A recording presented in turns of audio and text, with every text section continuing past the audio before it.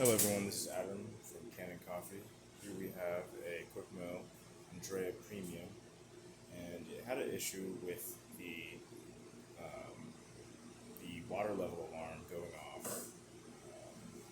When the tank was full. These machines use magnetic floats in the tank, and in the machine there's two reed switches that detect the position of the float. And for one reason or another, the magnetism in the floats diminishes. And it got to the point where with the old tank, it looks like this. The machine could no longer detect the water level. So with this new machine, with the replacement tank, magnets are strong enough, and I turn on the machine and the alarm is not going off.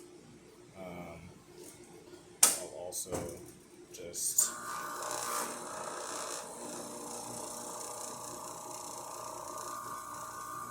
find the group head a little bit.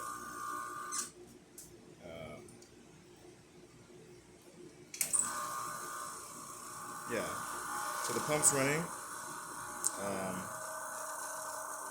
meaning that the water tank is full. So yeah, thank you for watching.